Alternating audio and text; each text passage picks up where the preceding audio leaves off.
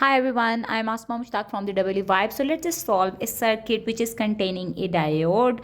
But at this point, you can clearly see that the anode is connected with the plus 10 volt power supply via resistor R1, while the cathode is held at the negative 5 volt potential via resistor R2.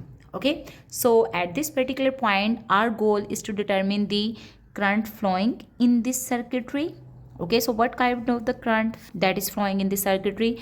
Then the voltage drop across the resistor R1, the voltage drop across the resistor R2, and then overall the output voltage. Okay, so we will do step by step. The first step is to draw or to determine either the diode is forward biased or the reverse biased. Okay, so this is the first step that we need to determine always for any circuit that is containing the diode. Okay, since the anode terminal of the diode is held at the plus 10 volt potential and the cathode terminal is connected at the minus 5 volt potential. So if you take the potential difference from anode to cathode, so 10 minus 5 is equal to 15 volt, which is a positive number. So this diode is forward biased. Assuming that this is a silicon diode, so that's why we can assume that the forward voltage drop across this diode is equal to 0.7 volt.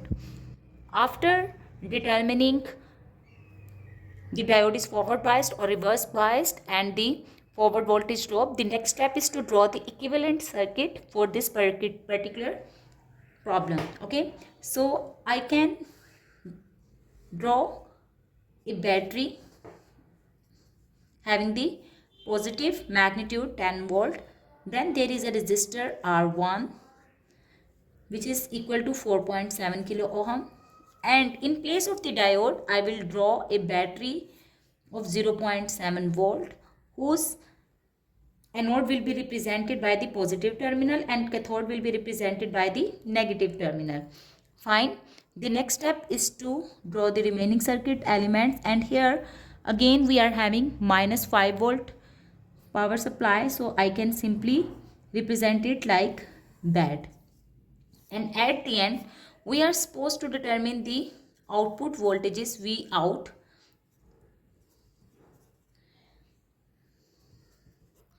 Okay, after drawing the equivalent circuit, we can simply apply the KVL in the loop, assuming that the current I is flowing in the circuitry. So minus 10 volt plus 4.7 kilo ohms into current I plus 0.7 volt plus 2.2 K I minus 5 volt is equal to 0. After writing this loop, the next step is to simplify this equation. Okay, so minus 5 and minus 10 becomes minus 15 volts, and then plus 4.7 plus 2.2 is equal to 6.9 kilo ohms, and then you are having plus 0.7 volt equal to 0. From here you can simply determine the expression of I is equal to 15 minus 0.7 divided by 6.9 kilo ohms. So the magnitude of the current is equal to 2.072 milliamperes.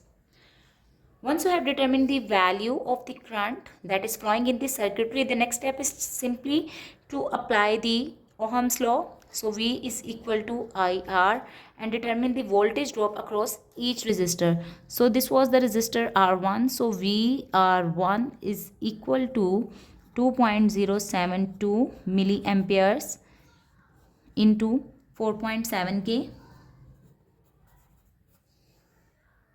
That is equal to 9.74 volts. Similarly, VR2 will be equal to 2.2 kilo ohms into 2.0 0.072 milliamperes. This results in 4.558 volt. Okay, and since the output voltage V out is actually equal to the summation of the voltage drop across this resistor minus the supply voltage, which is -5, so V are to -5 volt. So this becomes 4.558 minus 5 volt.